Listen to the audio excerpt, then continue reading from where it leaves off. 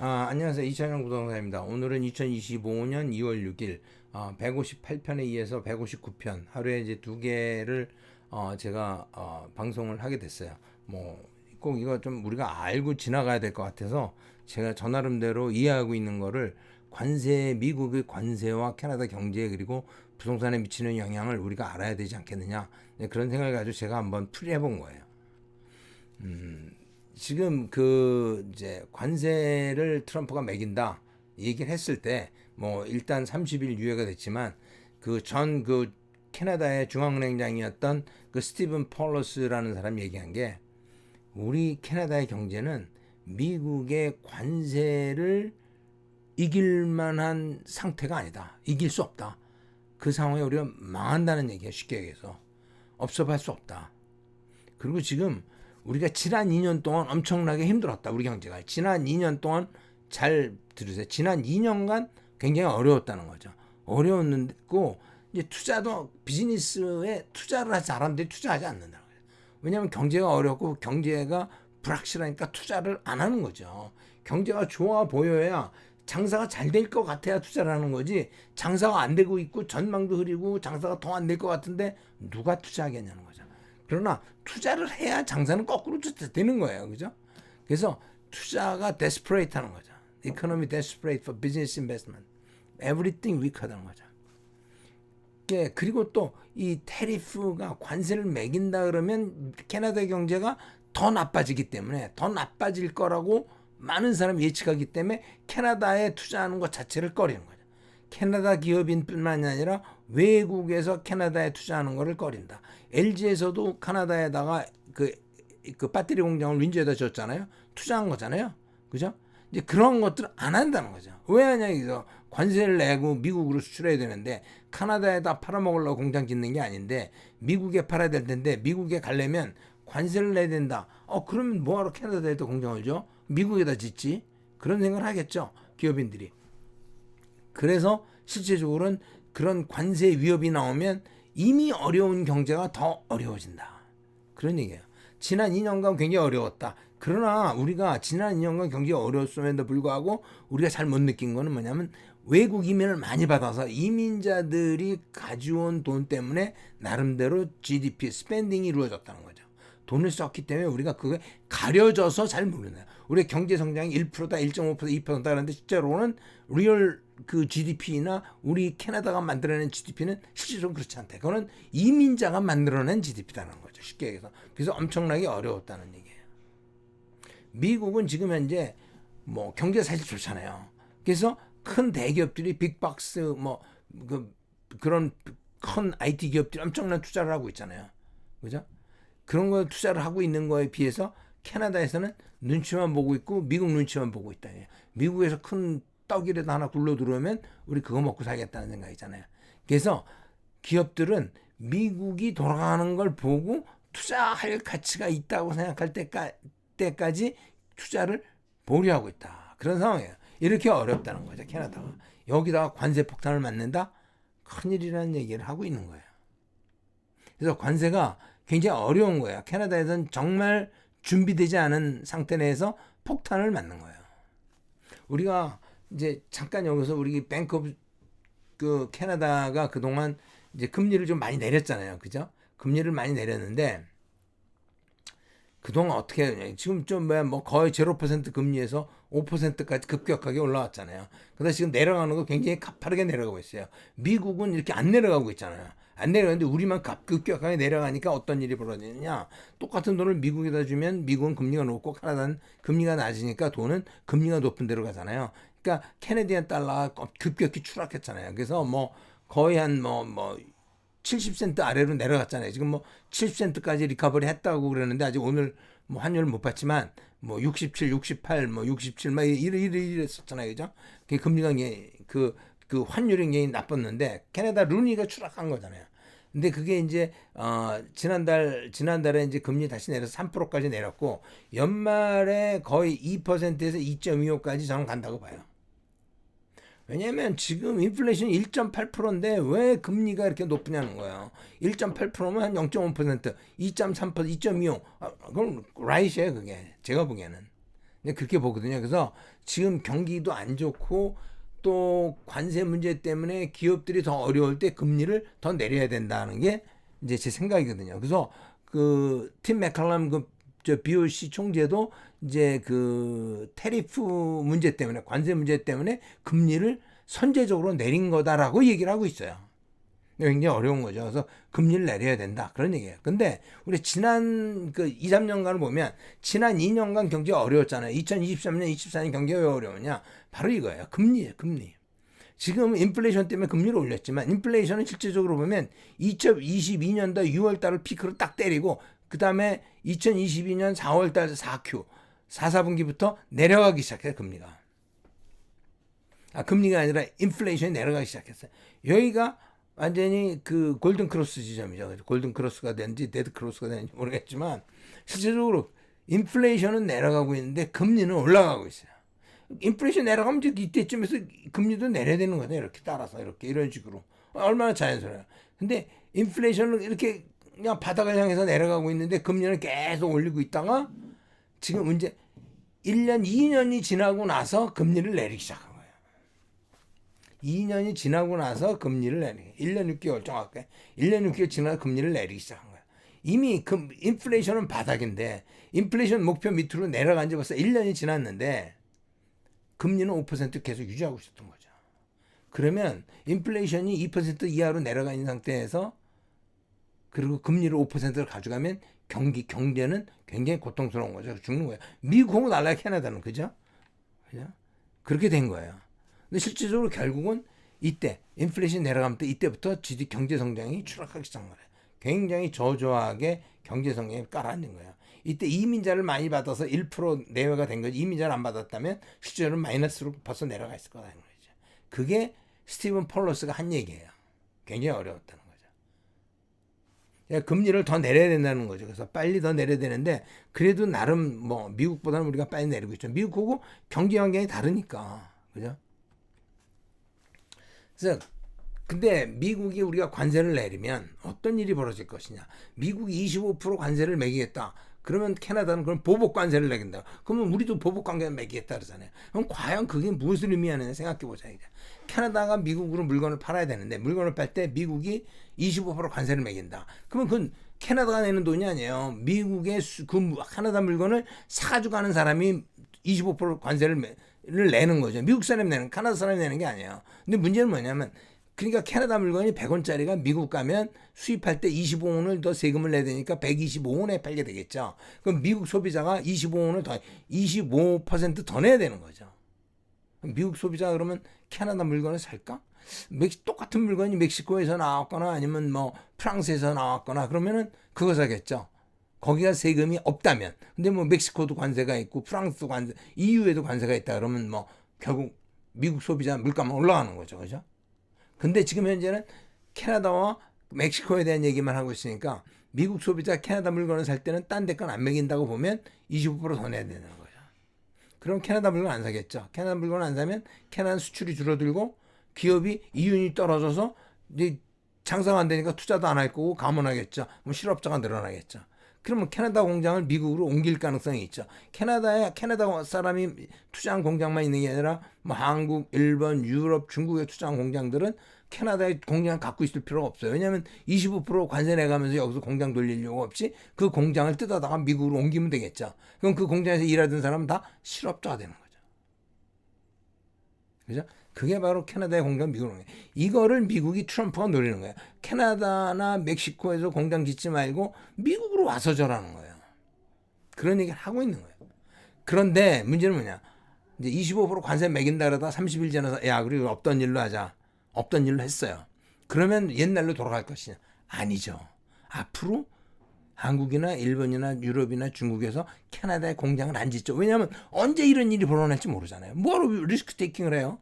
이게 안전할 거라고 생각해서 여기다 했는데 이게 안전하지 않네. 언제 어떻게 될지 모르네. 그렇다면 빅 인베스트먼트는 안 한다는 거예요. 관세를 매기지 않아도 이미 관세 얘기가 나왔기 때문에 테리프 얘기가 나왔기 때문에 미래의 투자자들은 캐나다 쪽이나 멕시코 쪽으로 가는 거에 대해서 2번, 3번 생각할 수밖에 없다. 그게 골자예요. 관세를 안 매겨도 매를 맞지 않아도 매를 맞은 것과 크게 다르지 않다. 그런 부분이에요. 그럼 캐나다에 있는 물건을 뭐 딴 나라에 수출하면 되잖아. 딴 나라에 수출할 수 있나? 캐나다 어느 도시에서든지 간에 외국으로 가는 것보다 제일 가까운 데가 미국으로 가는 도로가 가장 발달돼 있어요.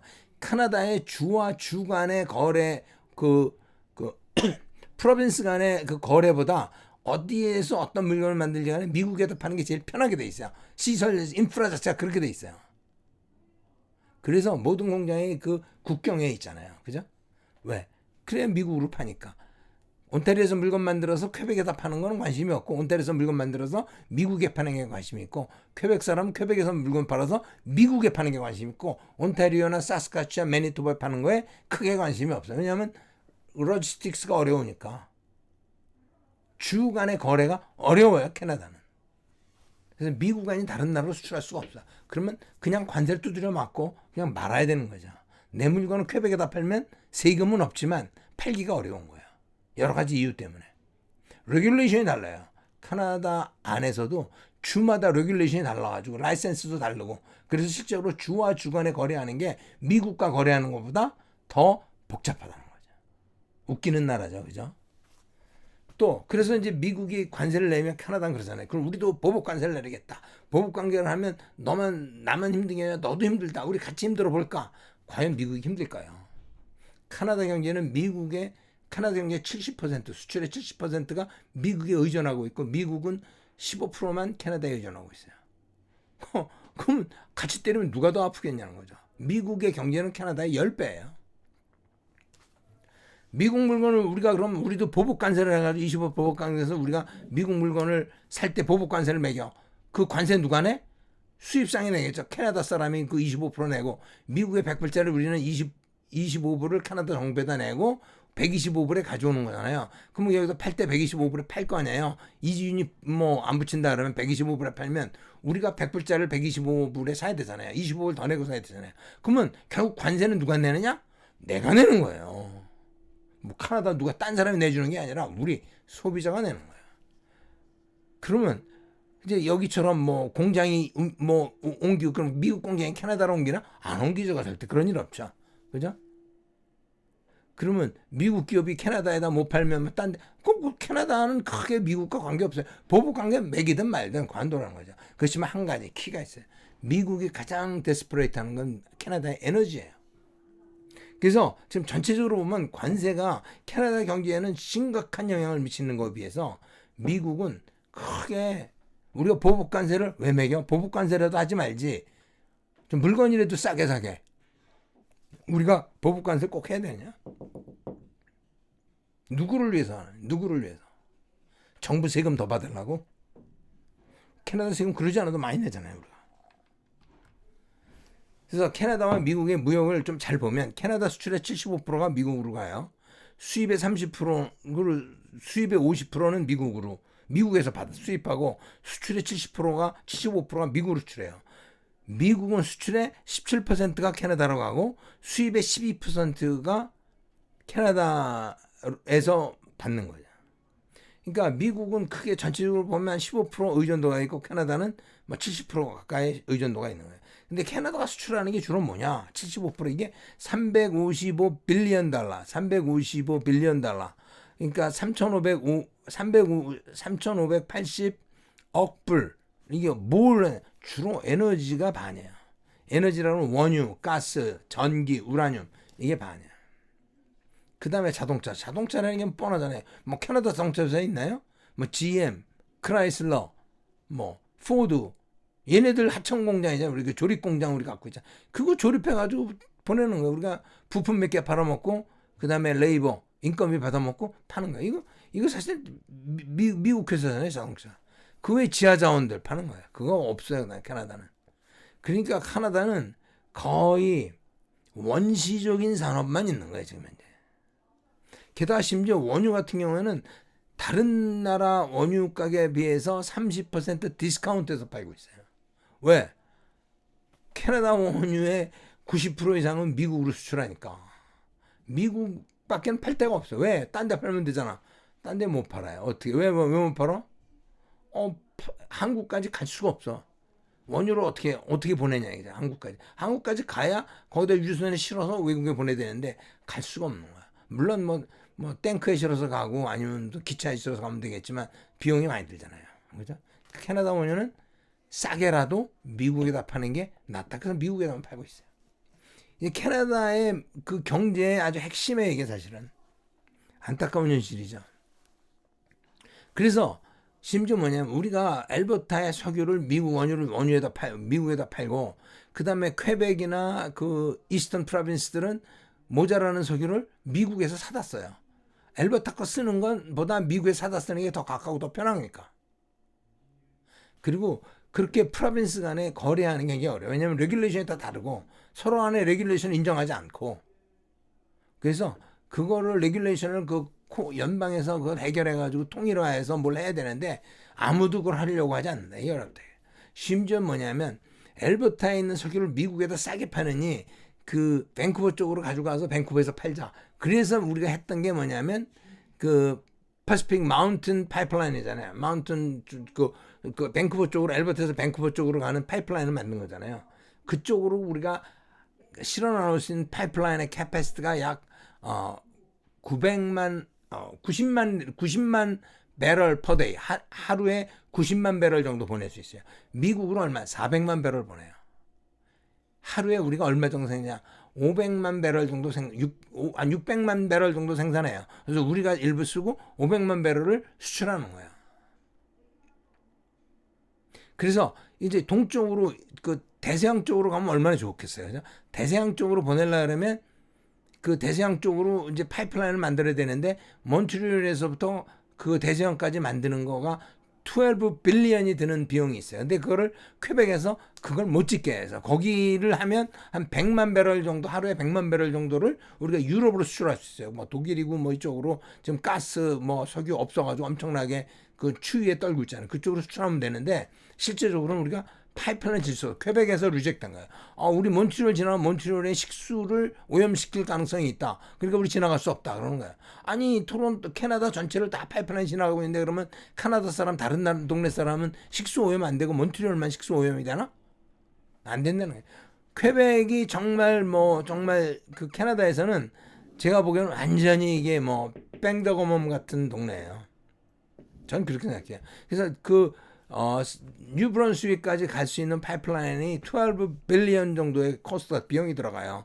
그게 120억 불 정도 비용이 드는데 그게 이제 실제로 2013년 그러니까 10년 전에 이건 이제 하려고 했는데 이제 퀘벡에서 반대를 해서 못하는 거죠. 그래서 몬트리올의 식수가 오염된다. 자기네들은 생활 하수를 거르지도 않고 그대로 그 세노랭 그 강에 퍼 버리면서 지나가는 파이프라인이 자기네 식수로 오염할 거라 그래서 못 지나가게 해요. 그러면서도 퀘벡이 1년에 136억 불을 받아먹어요. 다른 주로부터. 특히 웨스턴주, 그러니까 엘버타, 브리티시 콜롬비아가 내는 돈을 받아먹는 거예요. 그만큼. 이쪽에서 주는 돈은 공짜로 받아먹으면 왜요? 그 이퀄라이제이션 페이먼트 프로그램이 있어요. 각 주마다 생활의 정도, 수입의 정도가 다르기 때문에 다른 주에 돈을 많이 버는 주에서 못 사는 주를 도와주는 프로그램이 이퀄라이제이션 프로그램이에요. 이거 없어져야 돼요. 퀘벡은 다른 주로부터 1년에 이만큼 136억 불 받아먹으면서 120억 불짜리 파이프라인 지나가는 거 못하게 여기서 깽판 놀고 있는 거잖아요. 이런 부분들이 캐나다가 갖고 있는 사회 구석구석에서도 문제가 많은 부분인데도 불구하고 아직까지도 우리 G7 안에 들어서 잘난 척하고 잘 먹고 잘 사는 이유는 그동안 땅도 넓고 자연도 많고 그냥 어영부영 대충 살아도 먹고 살만 했기 때문에 그런 건데 앞으로는 이것이 고쳐지지 않으면 캐나다는 영원한 후진국으로 갈 수밖에 없다는 거죠. 그래서 지금 파이프라인 보면 여기 지금 전국적으로 파이프라인이 쫙 다 연결되어 있는데 여기 14 그 파란색 점에서부터 요거 하구까지 요거를 놔야 되는 요걸 못 놓게 요 퀘벡에서 방해를 놓는 거예요. 못 놓게 하는 거예요. 딴 데 다 놨는데 왜 너만 한데? 돈은 받아 먹으면서. 요거만 되면 그럼 100만 배럴 하루에 100만 배럴을 유럽으로 수출할 수 있다는 거죠. 그럼 미국으로 좀 400만 배럴 이상 가는 거 중에서 100만 배럴 일로 빼돌리면 그만큼 덜 팔고 더 비싸게 팔 수 있는 거죠.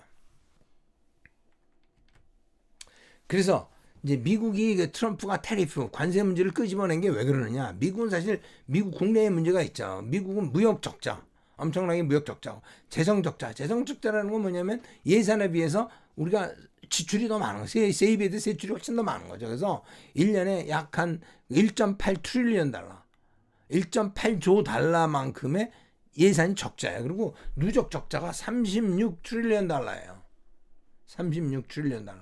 미국의 GDP가 28 트릴리언 달러로 보면 지금 그 GDP의 129% 정도가, 한국은 한 50%가 빚이죠. 그 재정자가 50% 정도. 일본은 한 220, 30% 정도 될 거예요. 뭐 하여튼 그런데 미국도 이제 이 정도 많아진 거죠. 그래서 재정 적자를 줄이기 위해서 이제 낫지라는 걸 만든 일론 머스크를 통해 가지고 정부 지출을 줄이자는 거죠. 그죠? 그래서 무역 적자는 테리프, 관세로 해결하고, 재정 적자는 일론 머스크 시켜서 낫지로 해서 재정 적자를 줄이겠다는 거죠. 그리고 세 번째, 테리프에 숨어 있는 의도는 미국의 가장 문제가 뭐냐, 제조업이 부실해. 물건을 만드는 게 없어 미국에서 제대로. IT 쪽 말고는 뭐 거기 뭐 전화기도 전부 다 중국에서 만들잖아요. 애플 전화기도. 뭐 그렇잖아. 아마존이나 뭐 구글이나 뭐 제대로 만드는 거 없잖아요. 다 그 물건 중국에다 오다해서 중국에서 만들어 가지고 오잖아요. 그죠? 제조업 자체가 부실하세요. 제조업이 없기 때문에 기본적으로 경제 자체가 그 건강하지 못한 거예요. 서비스업만 가지고 먹고 살 수는 없는 거예요. 그래서 제조업을 국내 유치하기 위해서는 캐나다, 멕시코에 설립된 여러 가지 공장들을, 그러니까 중국이나 한국이나 얘네들이 우회 수출하는, 미국으로 수출하기 위해서 만들었던 공장들을 캐나다, 멕시코에 있는 공장을 자기 나라로 끌고 가자는 거죠. 그런 숨어듯이 있는 거예요. 그래서 그런 사람, 그런 공장을 자기네 나라로 가지고 오면 자기네 나라의 제조업이 올라가고, 그 다음에 고용도 늘어나고, 그죠? 그래서 잡도 생기고, 그죠? 그런 일석이조의 그런 걸 위해서 테리프를 하는 거예요. 그럼 네가 오케이 멕시코에서 공장 돌려가지고 관세 내고 들어오든지, 아니면 그 공장을 미국으로 옮기면 세금 안 내고 물건 팔 수 있지 않냐, 그런 얘기예요. 근데 이제 그렇게 했을 때 예상되는 결과는 뭐냐? 무역 적자, 테리프, 달러 패권이 위기가 가속화되는 거예요. 달러 패권이라는 게 심플하게 얘기하면 이게 좀 긴 얘기인데, 미국이 매년 무역 적자를 해주기 때문에 다른 나라가 달러로 손에 쥘 수 있는 거예요. 가령 한국이 달러로 손에 쥐기 위해서는 어떻게 해야 돼요? 미국에도 한국 물건을 팔아야 되죠. 한국 물건을 200불어치 팔으면 200불 지원금이 생겨요. 그래가지고 미국에 100불어치 물건 사주면 우리가 내 손에 남는 건 100불 남는 거죠. 그죠? 그 달러가 있어야 다른 나라와 거래. 왜 아니에요, 그게? 그러니까 무역 흑자를 내야 왜 달러가 손에 쥐는 거예요. 미국을 상대로 무역 흑자를 내야 우리가 달러를 손에 쥐는 거예요. 내 달러가 손에 있어야 다른 나라와 거래할 수 있어요. 그 달러가 있어야 그 달러, 모든 나라가 그 달러로 거래하기 때문에 달러가 기축 통화가 되는 거예요. 미국이 모든 나라하고 무역에서 미국이 흑자를 낸다 그러면 다른 나라든 달러로 손에 쥘 일이 없어. 물건 사오는 게 더 많은데 물건 파는 것보다, 그럼 달러를 오히려 딴 데 빌려다가 줘요. 물건 사와야 되잖아요. 그러면 미국 외에는 달러가 없는 거야, 다. 그럼 이 사람들이 어떻게 자기들끼리 거래할 때 어떻게 달러를 거래해? 아무도 달러 가진 사람이 없는데. 미국의 달러가 기축통화가 된 거는 지난 수십 년간 미국이 계속 돈을 잃어줬기 때문에, 미국은 계속 찍어내면 되니까. 잃어줬기 때문에 그런 거예요. 그래서 무역 적자를 피해야 된다는 거는 달러 패권이 없어진다는 거예요. 그리고 지금 무역의 테리프를 만들면 미국과 뭐 관세 때문에 물건을 못 팔게 되니까 달러가 없고, 달러가 없다 보면 다른 나라들이 자기네들끼리 거래하기 위해서 CBDC, 언젠가 얘기했죠. Central Bank Digital Currency, CBDC 같은 것을 통해서 달러를 대체하게 되면서, 아니면 달러 말고 뭐 엔화라든가 위안화라든가 뭐 다른 유로화라든가 이런 것들도 올라올 수 있죠. 그래서 결국은 달러 패권에 대한 위기가 가속화된다. 미국이 결국은 세계적인 패권 국가로부터 물러날 수밖에 없다는 거죠. 그래서 무역 적자를 테리프로 해서 해결하겠다는 건 굉장히 위험한 발상이고, 실제로 그렇게 되지도 않아요. 그리고 실제로 미국이 테리프를 남용하게 됨으로 해서 세계 각국 여러 나라들이 블록화하면서 미국에 대응하게 되겠죠. 특히 브릭스라고 해서 중국과 러시아, 인도, 뭐 브라질 이런 나라들이 이제 블록화해가지고 미국에 대립하게 되고, 자기들끼리 자기네들 통화를 쓰겠죠. 그리고 카나다도 EU와 어떤 경제 어떤 그 공동체를 만들겠다, 그런 얘기도 나오고 있죠. 근데 궁극적으로는 그런 식으로 블록화되는 것도 있지만, 전체적으로 나눠짐으로 해서 세계 경제가 위축이 되는 거죠. 테리프라는 건 기본적으로 뭐냐면 관세를 매기는 건데 관세는 결국 물건 못 들어오게 하는 거잖아요. 그러니까 자유무역이라는 게 왜 필요하냐면 우리가 옛날 농경 시대에도 농사 짓는 사람 농사 짓고 농기구 만드는 대장장이는 농기구 만드는 거죠. 대장장이가 농기구도 만들고 농사도 짓고 농사 짓는 사람도 농사도 짓고 농기구도 만드는 것보다 너는 농기구만 만들어 나는 농사 짓게. 그 서로 농사 짓는 사람이 쌀을 갖다 주고 농기구 사오고 농기구 만드는 사람은 쌀을 얻어먹고 농기구 주는 거잖아요. 그것이 서로 간에 이익이 되는 거야. 그게 바로 자유무역이에요. 그런데 야 뭐 너 농기구 그리고 뭐 쌀하고 바꿀 때 너 세금 더 내. 너도 세금 더 내. 비차가네. 그럼 서로 힘들어지는 거예요. 그죠? 바로 그런 거예요. 그 다음에 지금 미국이 뭐 캐나다 뒤통수 쳤어. 캐나다는 분개하잖아요. 야 우리가 2차 전쟁 때 같이 싸웠고 한국 전쟁에 같이 싸웠는데 너가 아프간에서 어려울 때 우리가 많이 도와줬는데 그럴 수 있어? 너 뒤통수 치냐? 난 너하고는 더 이상 정치 군사적 동맹 자체가 흔들리는 거죠. EU도 마찬가지고. 그러니까 전 세계적으로 새로운 그 질서가 만들어질 수밖에 없고 그 새로운 질서라는 거는 미국에 항상 불리할 수밖에 없는 거예요. 그 미국이 또 하나는 제조업을 뭐 부실한 제조업을 살리기 위해서 제조업을 국내에 유치한다 그러는데 캐나다, 멕시코에 설립된 공장들을 미국으로 가져온다? 미국으로 가져왔어. 그럼 가령해서 제가 뭐 LG나 뭐 무슨 삼성 공장이 뭐 멕시코에 있는 공장을 뜯어가지고 미국으로 가져갔어. LG나 뭐 삼성 가전 공장이 멕시코에 있잖아요. 그거 뜯어서 미국으로 가져가. 그래서 관세를 피하기 위해서 25% 관세 피해서 가져갔어. 근데 멕시코보다 미국 인건비도 비싸고, 그죠? 여러 가지 비용도 비싸고, 사회적 비용도 비싸. 다 따져보니까 야 비용이 한 25% 되네. 그럼 뭐하러 공장 뜯어? 그냥 멕시코에서 만들고 그냥 뭐 그냥 25% 관세 내지. 그럴 수도 있어요. 정말로. 그리고 꼭 관세가 25%이지 않을 수도 있어. 그죠? 그리고 가령 미국으로 가니까 오히려 비싸져가지고 경쟁력이 없어지는 거야. 미국 제품에 비해서도 경쟁력이 없어져.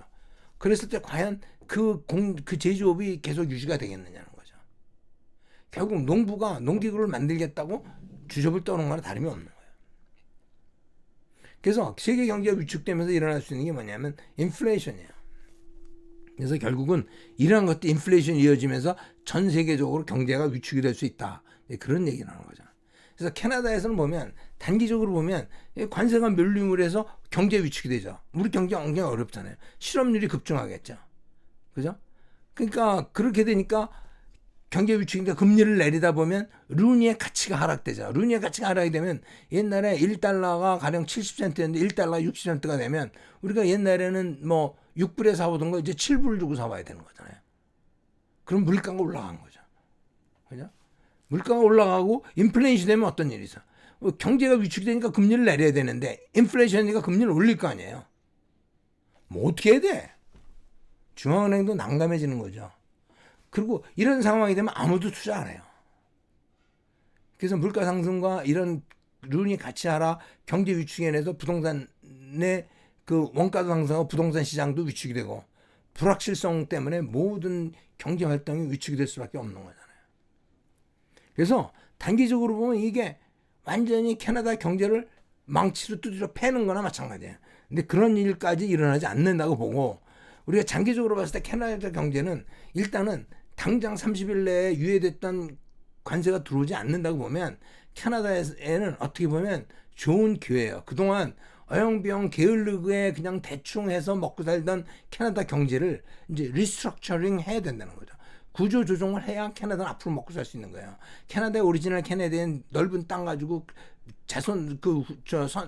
선조로부터 물려받은 그 넓은 재산 그걸 가지고 어영병 먹고 살고 정치하면서 큰소리 빵빵 치고 뭐 그랬잖아요. 그죠? 실제로 캐나다에 일하는 사람은 누구야? 이민자들이잖아요. 이민자들이 와서 일하고 이민자 돈 가져온 거 가지고 놀아먹고 그렇게 살아왔잖아요. 이제 그렇게 게으른 경제 이제 그만해야 된다는 거죠. 그래서 캐나다가 이번 기회에 이제 캐나다 이제 지금 뭐 그 보수당도 그렇고 자유당도 그렇고 캐나다 각성하고 다양화를 가지고 와야 된다. 그런 얘기가 많이 나오고 있고 미국으로부터의 의존도를 탈피해야 된다. 이런 얘기도 많이 나오고 있어요. 근데 그게 뭐 작심삼일 얼마나 갈지 모르겠어요. 그죠? 원래 작심삼일 3번은 해야죠. 그죠? 그래야 뭐 정신 차리죠. 하루 한 번에 정신 차리기면 얼마나 좋겠어요. 그래서 이것이 사실은 이번이 하나의 그 굉장히 큰 기회일 수 있다는 거죠. 캐나다가. 한번 변화할 수 있는 새로운 큰 기회라는 거죠. 그래서 다양성을 추구하고 미국 의존된 경제에서 탈출해가지고 또 그렇게 위해서는 항만도 만들고 도로를 만들고 그 각 주마다의 어떤 연결성도 찾아내고 그래야 되겠죠. 그래서 인프라스트럭처에 대한 투자가 필요하다는 거죠.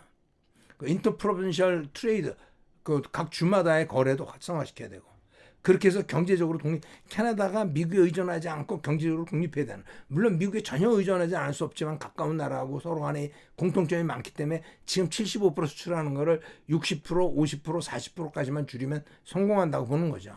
그렇게 우리가 다양한 선택이 있게 되면 미국과 큰 소리 칠 수 있는 건데 75% 미국에 수출하다 보면 우리가 큰 소리 칠 수 있는 게 아무것도 없는 거예요. 트럼프가 그러잖아요. 우리는 캐나다 너희들이 갖고 있는 거 아무것도 필요 없어. 끝. 비리야 돼요. 그럼 어쩔 건데 그러면.